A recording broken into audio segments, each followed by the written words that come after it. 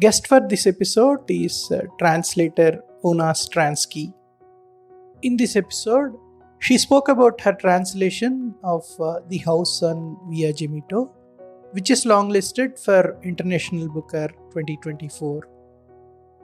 The House on Via Gemito is originally written by famous Italian author Domenico Sternone. Oonagh Stransky's translations from the Italian include works by Montale, Dell'Oro, Pontigia, Lucarelli, Spaziani, Saviano, and Pope Francis. Shorter translations have appeared in a number of literary reviews, including the New England Review, Exchanges, the Massachusetts Review, the Southern Humanities Review, and the Literary Review. Her publications have received the Silver Dagger Award and, on 2 occasions, UK Pen Translates grants.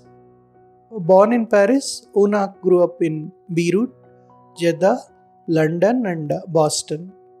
She studied comparative literature at Mills College, UC Berkeley, and the Università di Firenze, and she obtained a master's degree in Italian from Columbia University. She currently lives in Italy. Good evening and welcome to Harshniyam Oonagh. Thank you very much. I'm very happy to be here. So at the outset, congratulations on getting longlisted for the International Booker 2024. Thank you. So how did you develop an interest in Italian language? Well, actually, in a very roundabout way. The logical language for me to translate from would have been French. I was born in Paris, to American parents. I grew up hearing and speaking French at home. I studied French at all the American schools that I attended in the various places that we lived, and then also at college. But to be perfectly honest, and don't get me wrong, I adore the French language, but perhaps because I had to study it and speak it, I never really felt a deep, visceral attachment to it.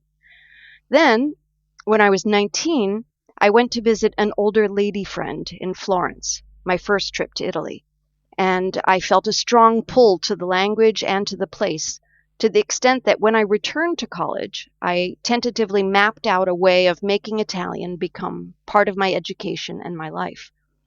My plan was to go to Middlebury summer school to get a strong foundation in the language, then cross-register at UC Berkeley to take more language and eventually literature courses.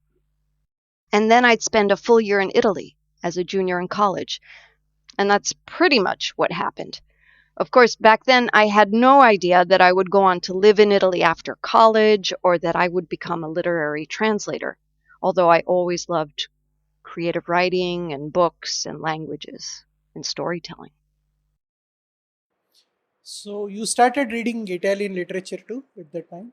I started reading Italian literature after 2 years of studying it, maybe 1.5. I jumped right in.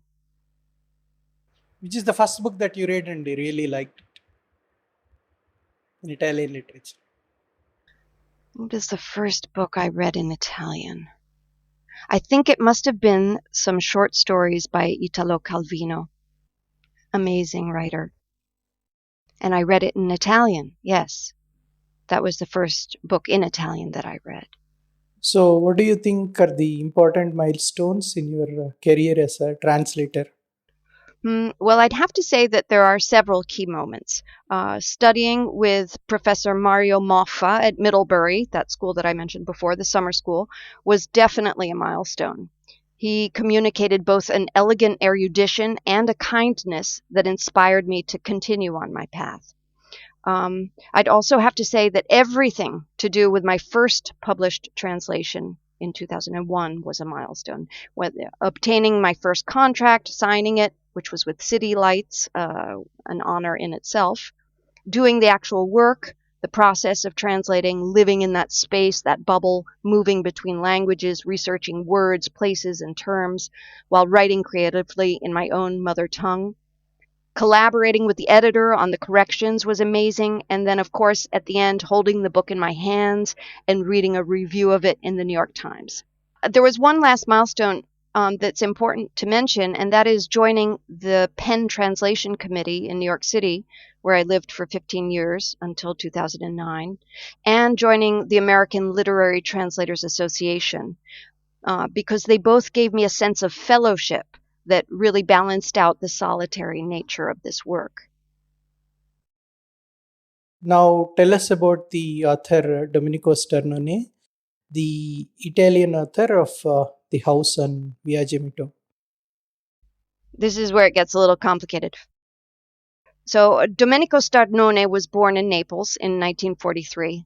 Like the narrator of The House on Via Gemito, which can be defined as a work of autofiction, Sternone was a secondary school teacher for many years, and in fact several of his early novels revolve around schools, teaching, education, how we learn, what we learn. He has published 23 novels, a vast number of essays, introductions, and screenplays, and one play.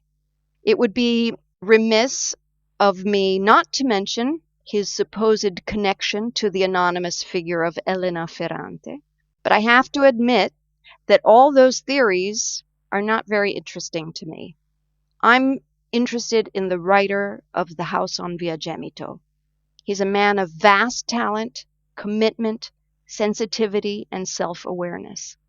Sternone is as capable of bringing irony and humor to the page as he is of expressing tender moments of grace. It is this multiplicity that I appreciate most in Sternnone's writing. Now, the book The House on Via Gemito is about a struggling artist. Would you please elaborate? Yeah, sure. The book is actually about so much more than a struggling artist. And honestly, I'm not even sure that I can describe everything that it is about. Critics and professors might be better at that. But let me try and tell you what resonates about the book for me. The narrator, an established writer, is trying to come to terms with his complex relationship with his terribly difficult father, a railway worker and a painter, a man who feels that he was born to become a world-renowned artist, but who claims that he was forced to defer his dream because he had to provide for his family, a fact that he never, ever lets them forget. The father is a fantastic storyteller and myth maker, as well as a liar. He's demanding, cruel, a real braggadocio. He is often very physically violent with his wife, which marks the narrator deeply and causes him to question and then carefully modulate his own interactions with women throughout his life. From the very opening lines of the novel, we perceive the father's reprehensible actions and the son's need to both define and distance himself from the man. I'm going to read a line, the opening line of the book. When my father told me he hit my mother only once in 23 years of marriage, I didn't even bother replying. A long time had passed since I had challenged any of his stories with their fabricated events, dates, and details. When I was a boy, I always saw him as a liar, and his lies embarrassed me as if they were my own. Now, as an adult, it didn't even seem to me like he was lying. He truly believed his words could recreate facts according to his desires or regrets.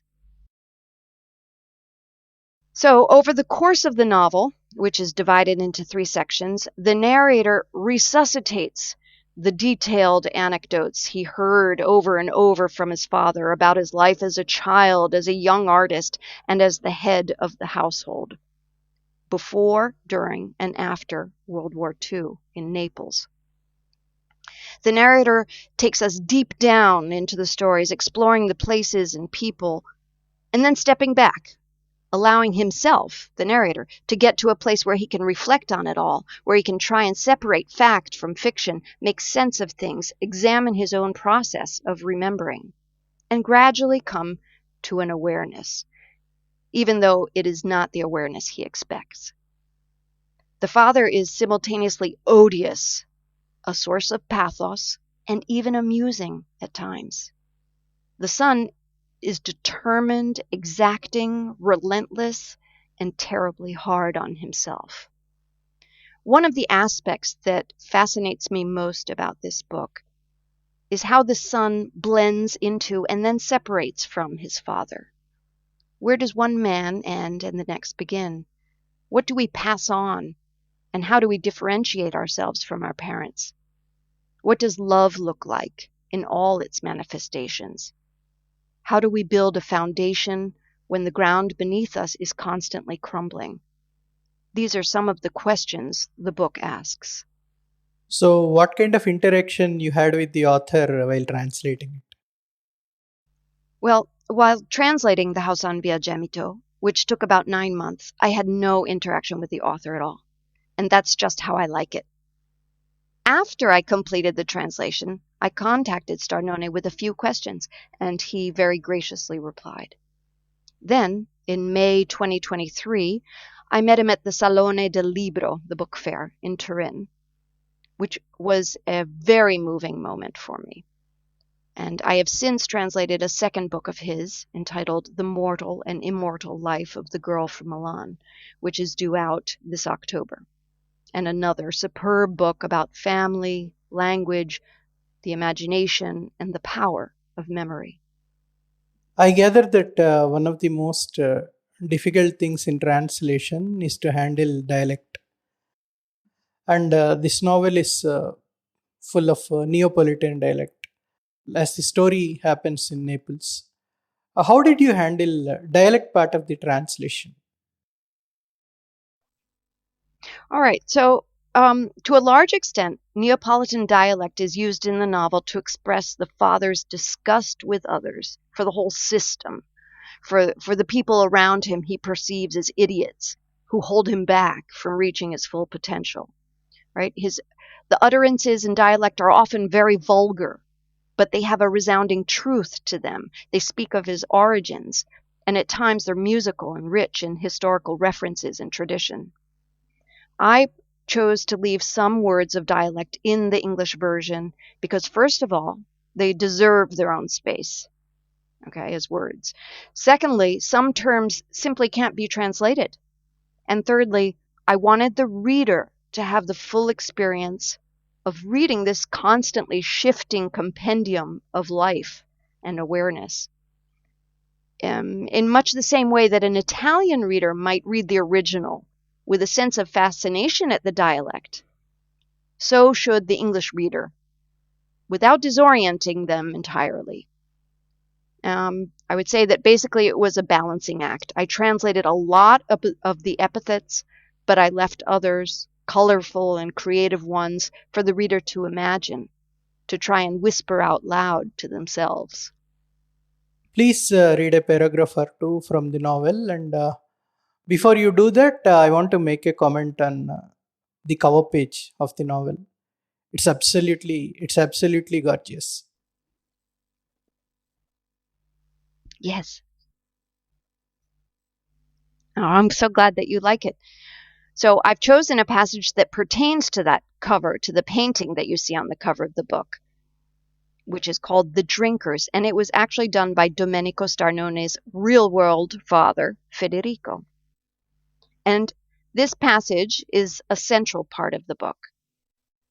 In it, the narrator recalls how, while he was posing for the painting as the boy pouring water, he noticed something that could destroy his father's great efforts: a problem of perspective. I believe I stayed in that position day in and day out for weeks on end. I'm a tightly knotted and taut rope. Time goes by, nausea hits, I feel feverish. I start hallucinating.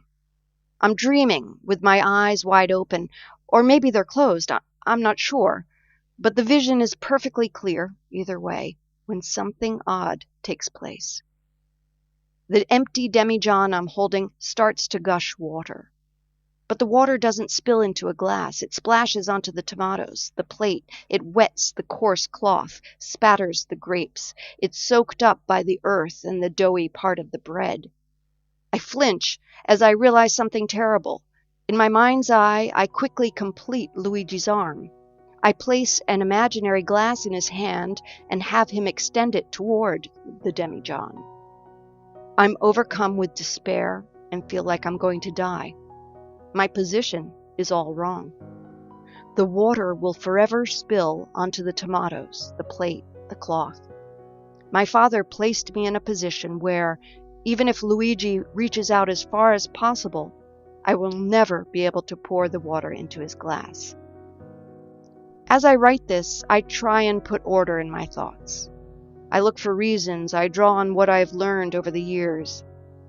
Back then, however, I felt the urgent need to save Federico, once he discovered his error, from blaming me or my mother, her relatives, everyone in the family. My heart was exploding with a sense of responsibility, because the destiny of that painting now depended both on my skill as apprentice builder and my filial devotion. Thank you for your time, and I hope the book goes all the way. I'm happy where it is now. It's already a huge accomplishment for me. Thank you.